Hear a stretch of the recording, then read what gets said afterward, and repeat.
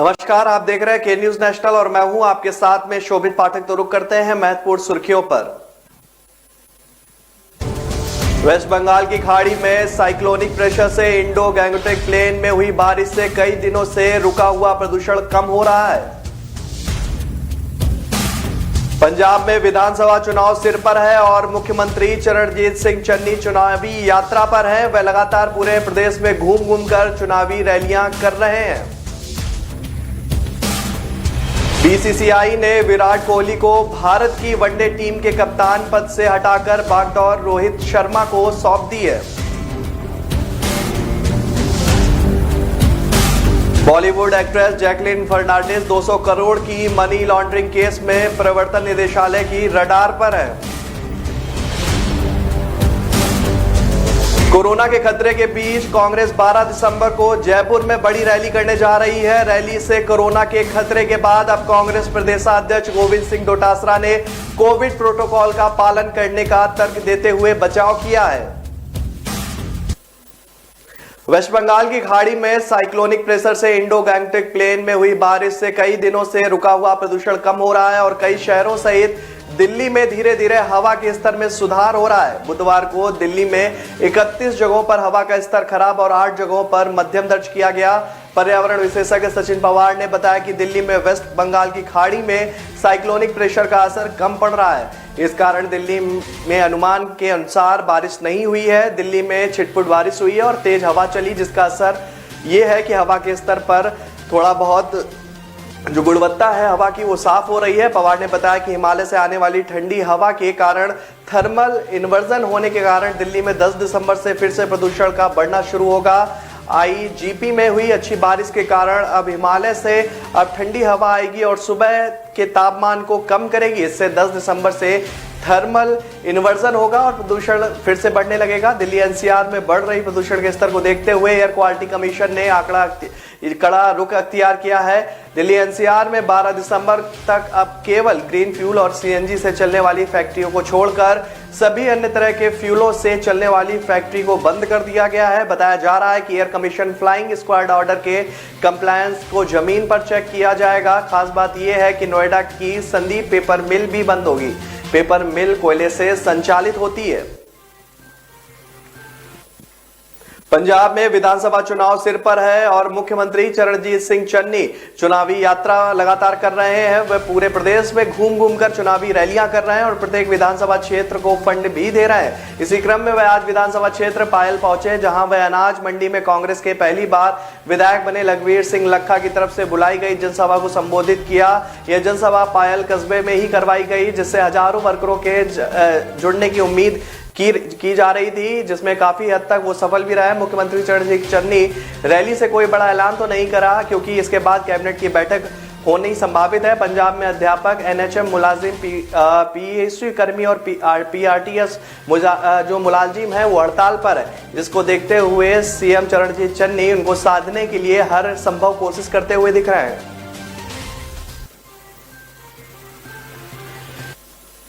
BCCI ने विराट कोहली को भारत की वनडे टीम के कप्तान पद से हटाकर बागडोर रोहित शर्मा को सौंप दी है। कोहली पहले ही टी20 कप्तानी छोड़ चुके हैं। पता चला है कि भारतीय क्रिकेट बोर्ड ने उन्हें स्वेच्छा से वनडे टीम की कप्तानी से हटने के लिए पिछले 48 घंटों का इंतजार किया, लेकिन उन्होंने ऐसा नहीं किया। लेकिन 49वें घंटे में रोहित शर्मा को यह पद दे दिया गया, जो कि पहले से ही तय था। शायद किसी को यह बताने के लिए उसका समय भी इंतजार किया गया, लेकिन तय समय पर यह नहीं हो पाया। और जिसमें कि कहा गया है कि चयन समिति ने आगे बढ़ने के दौरान रोहित शर्मा को वनडे और टी20 अंतर्राष्ट्रीय टीमों का कप्तान बनाने का फैसला किया है। कोहली ने बस यूं ही अपनी कप्तानी गंवा दी है। बीसीसीआई और राष्ट्रीय चयन समिति ने कोहली को कप्तानी से हटा दिया, जिसकी महत्वाकांक्षा शायद 2023 वनडे विश्व कप में घरेलू सरजमी पर भारतीय जो क्रिकेट टीम है की अगुवाई करने से होगी। जिस क्षण भारत टी20 विश्व कप के ग्रुप चरण से बाहर हुआ, कोहली को कप्तानी से हटाया जाना तय हो गया था, लेकिन बीसीसीआई कि अधिकारी पिछले 4.5 वर्षों से टीम के कप्तान को सम्मानजनक रास्ता देना चाहते थे। अंत में ऐसा लगता था कि कोहली ने बीसीसीआई से कहा कि उन्हें बर्खास्त करके दिखाओ, और खेल की शीर्ष संस्था ने आगे बढ़कर ऐसा किया और फिर उनके सामने इसे स्वीकार करने के अलावा और कोई विकल्प नहीं बचा। कोहली की कप्तानी का दौर खुद में एक शानदार दास्तां रहा है। बॉलीवुड एक्ट्रेस जैकलीन फर्नांडिस 200 करोड़ की मनी लॉन्ड्रिंग केस में प्रवर्तन निदेशालय की रडार पर हैं। 5 दिसंबर को देश से बाहर जाने का प्रयास कर रही एक्ट्रेस को मुंबई एयरपोर्ट पर रोक लिया गया था। उनके खिलाफ ईडी ने लुकआउट नोटिस जारी किया है। इस बीच एक्ट्रेस गुरुवार को फिर एक बार ईडी के सामने पेश हुई। उनसे तिहाड़ जेल में बंद सुकेश चंद्रशेखर संग उनके संबंधों को लेकर पूछताछ की गई है। यह तीसरी बार है जब जैकलीन से ईडी ने पूछताछ की है। ईडी सूत्रों की माने तो एक्ट्रेस और कॉमन मैन सुकेश चंद्रशेखर के बीच करीबी रिश्ते थे और वह एक्ट्रेस पर पानी की तरह पैसा बहाता था। चंद्रशेखर ने एक्ट्रेस को गोल्ड और डायमंड ज्वेलरी, इंपोर्ट क्रॉकरी भी दी थी। इसके अलावा 52 लाख रुपए का एक घोड़ा और 9-9 लाख रुपए की 4 बिल्लियां भी गिफ्ट की गई थी। और जैकलीन के लिए सुकेश ने कई चार्टर्ड फ्लाइट भी बुक की थी। ईडी सूत्रों के मुताबिक चंद्रशेखर ने एक्ट्रेस पर करीब 10 करोड़ रुपए खर्चे थे। जांच में यह भी सामने आया है कि एक्ट्रेस को दिल्ली से मुंबई और फिर यहां से चेन्नई जाने की चार्टर्ड फ्लाइट को भी सुकेश ने बुक करवाया था।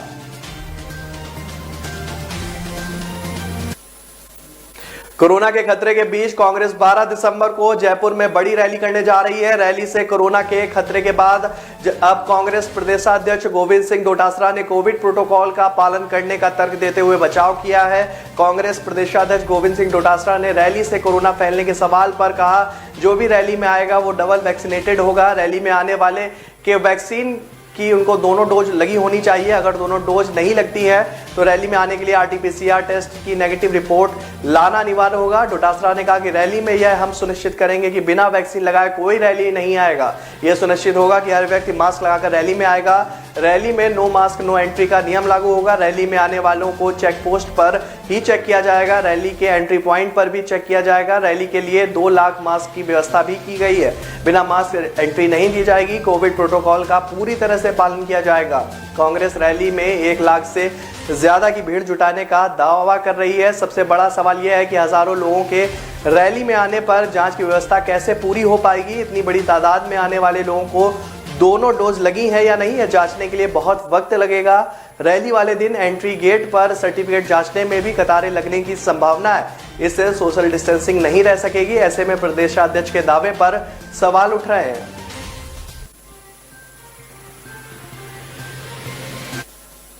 तो रुक रहे हैं छोटे से ब्रेक के लिए। ब्रेक के बाद जल्द हाजिर होंगे।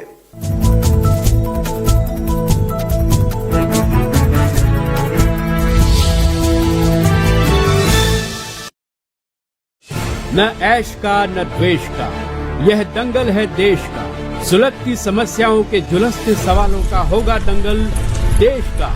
प्रशासन के प्रश्नों को लेकर होगा दंगल देश का। शिक्षा, स्वास्थ्य, समाज, कानून और व्यवस्था के आज क्या है हालात।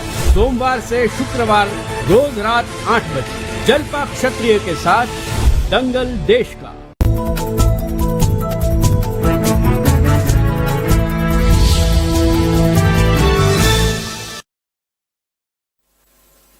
ब्रेक के बाद फिर स्वागत है आपका। रुक करते हैं आगे की खबरों पर।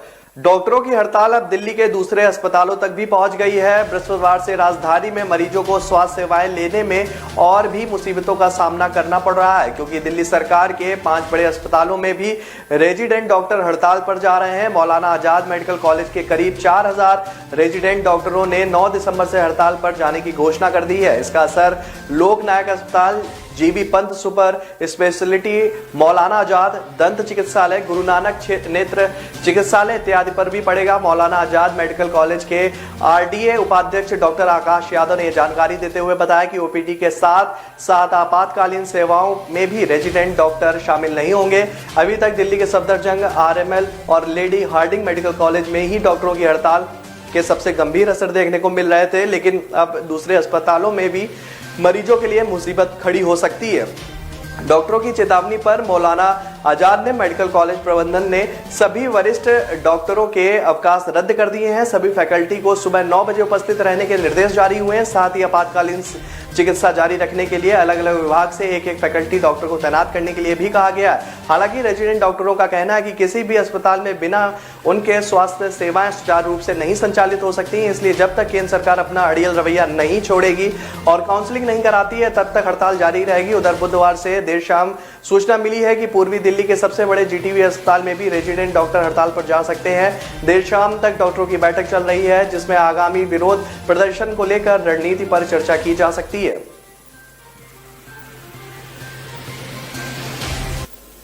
प्रधानमंत्री नरेंद्र मोदी ने बुंदेलखंड के लोगों को बड़ी सौगात दी है। केंद्रीय कैबिनेट ने केन बेतवा लिंक परियोजना में अपनी मंजूरी दे दी है। माना जा रहा है कि इसके कारण बुंदेलखंड की आर्थिक और सामाजिक दशा और दिशा दोनों में परिवर्तन होगा। सरकार इस परियोजना के माध्यम से पनबिजली भी बनाने जा रही है, साथ ही सोलर ऊर्जा का भी उत्पादन किया जाएगा। केंद्रीय कैबिनेट के फैसले की जानकारी देते हुए केंद्रीय मंत्री अनुराग ठाकुर ने कहा कि पीएम नरेंद्र मोदी के नेतृत्व में केंद्रीय कैबिनेट ने केन बेतवा परियोजना को मंजूरी दे दी है। अनुराग ठाकुर ने कहा कि इस परियोजना में 44,605 करोड़ रुपए खर्चे जाएंगे और इसका 90% हिस्सा केंद्र सरकार वहन करेगी। इस परियोजना में 176 किलोमीटर की लिंक कनाल का भी निर्माण किया जाएगा, जिससे चीन और बेतवा नदी को जोड़ा जा सके। इसके साथ ही अनुराग ठाकुर ने कहा कि इस परियोजना को 8 साल में पूरा कर लिया जाएगा।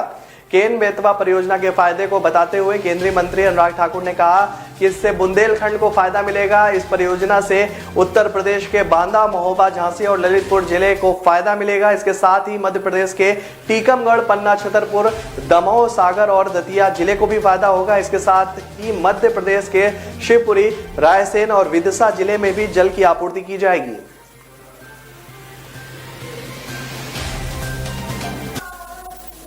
अमेरिका में कोरोना के नए वेरिएंट ओमिक्रॉन के डर से बूस्टर टीका लगवाने वालों की संख्या में रिकॉर्ड बढ़ोतरी दर्ज की जा रही है। अमेरिका में पिछले सप्ताह 70 लाख लोगों ने बूस्टर टीका लगवाया। ओमिक्रॉन का पहला मामला सामने आने के बाद 25 नवंबर से रोजाना करीब 10 लाख अमेरिकी नागरिक बूस्टर टीका लगवा रहे हैं। यह दर इसके पहले के मुकाबले 12.5% अधिक है। व्हाइट हाउस में कोविड-19 मामले के संयोजक जेस जीस्ट के मुताबिक अमेरिका में पिछले हफ्ते 125 लाख टीके लगे, जिनमें से 58% से अधिक बूस्टर टीके थे। Centre for disease control and के मुताबिक 4.7 करोड़ अमेरिकी अब तक बूस्टर टीका लगवा चुके हैं, जबकि अमेरिका में लगाए गए कुल टीकों की संख्या 47.3 करोड़ हो गई है।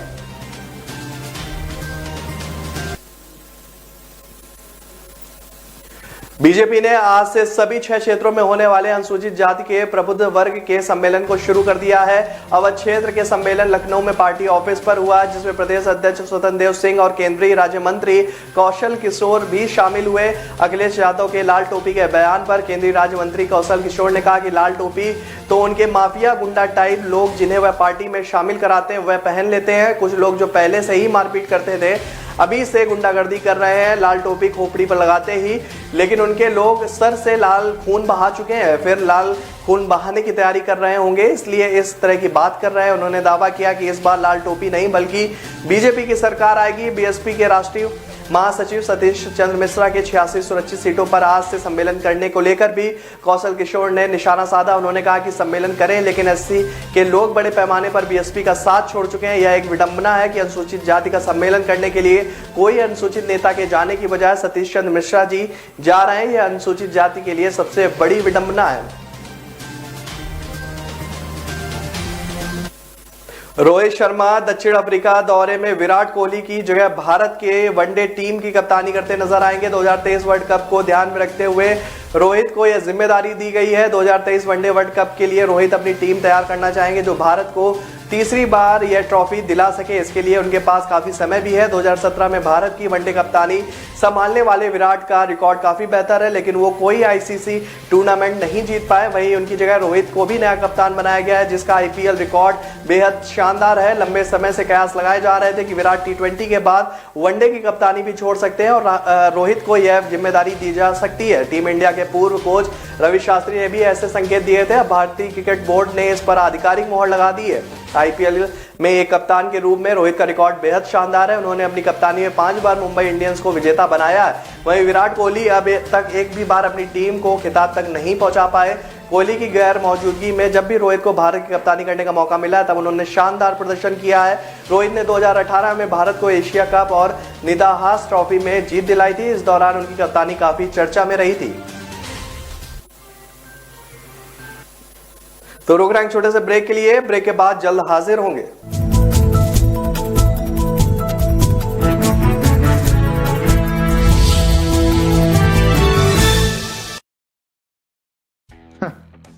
मेरी टीम तो जीत गई, लेकिन आप सोचिए अगर एक टीम आपके बाप की होती तो हर गली मोहल्ले में चर्चा आपकी होती, लेकिन है नहीं ना ब्रो, तो करनी पड़ेगी। टीम आपके बाप की नहीं, चर्चा आपके बिजनेस और आप।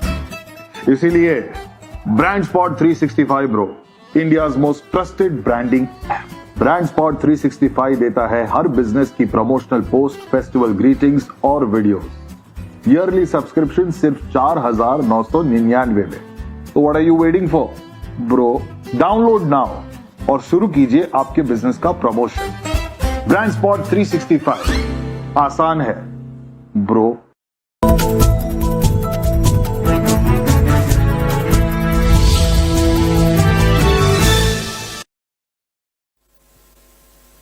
ब्रेक के बाद फिर स्वागत है आपका। रुक करते हैं आगे की खबरों पर। दिल्ली बॉर्डर पर 378 दिन से चल रहा किसान आंदोलन खत्म कर दिया गया है। किसान नेता बलवीर राजेवाल ने कहा कि अहंकारी सरकार को झुकाकर हम जा रहे हैं। हालांकि यह मोर्चे का अंत नहीं है, हमने इसे स्थगित किया है। 15 जनवरी को फिर से संयुक्त किसान मोर्चा की फिर मीटिंग होगी, जिसमें आंदोलन की समीक्षा करेंगे। आंदोलन खत्म होते ही सिंघू बॉर्डर पर किसानों ने टेंट उखाड़ने शुरू कर दिए हैं। इसके अलावा वापसी की तैयारी भी शुरू कर दी गई है। वहीं आंदोलन की अगुवाई करने वाले पंजाब के 32 किसान संगठनों ने अपना कार्यक्रम भी बना लिया है, जिसमें 11 दिसंबर को दिल्ली से पंजाब के लिए फतेह मार्च होगा। सिंघू और टिकरी बॉर्डर से किसान एक साथ पंजाब के लिए वापस रवाना होंगे।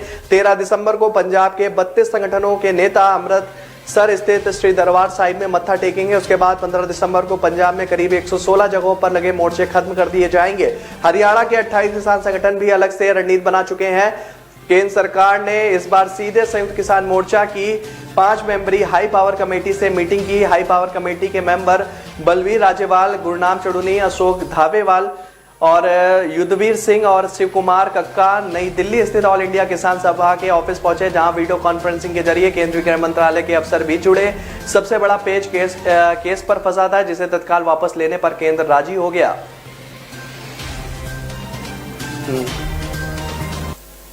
कोरोना वायरस के नए वेरिएंट ओमिक्रॉन से संक्रमित महाराष्ट्र का पहला मरीज पूरी तरह से ठीक होकर बुधवार को अपने घर पहुंच गया। पेशे से मरीज इंजीनियर है और इस 33 वर्ष इनकी उम्र है। शख्स को कल्याण डोंबिवली नगर पालिका क्षेत्र में स्थित उनके घर पर क्वारंटाइन करके रखा गया था। नवंबर के अंतिम सप्ताह में मुंबई के लिए उड़ान भरने से पहले दुबई के रास्ते दक्षिण अफ्रीका से दिल्ली हवाई अड्डे पर पहुंचा था ये व्यक्ति, और कोरोना संक्रमित होने की पुष्टि के बाद इसकी जीनोम स्कैनिंग कराई गई, जिसमें ये पॉजिटिव पाया गया था। महाराष्ट्र में अब तक ओमिक्रॉन वेरिएंट के 10 मामले सामने आ चुके हैं। इसके बाद राज्य ने अंतरराष्ट्रीय यात्रियों के लिए सख्त दिशा निर्देश भी जारी कर दिए हैं। वहीं मध्य प्रदेश में कोरोना संक्रमण के मामले लगातार बढ़ते जा रहे हैं। पिछले 24 घंटे में प्रदेश में 19 कोरोना पॉजिटिव मरीज मिले हैं। सबसे ज्यादा केस इंदौर में मिले हैं, यहाँ पर 7 केस मिले हैं। इसके बाद भोपाल में 5 पॉजिटिव आए हैं। इसके अलावा जबलपुर में 3, उज्जैन में 2, होशंगाबाद और सिंगरौली में 1 पॉजिटिव मरीज मिला है। प्रदेश में 124 दिन बाद 150 से ज्यादा एक्टिव केस सामने आए। इससे पहले 7 अगस्त को 156 और 9 अगस्त को 148 एक्टिव केस मिले हैं।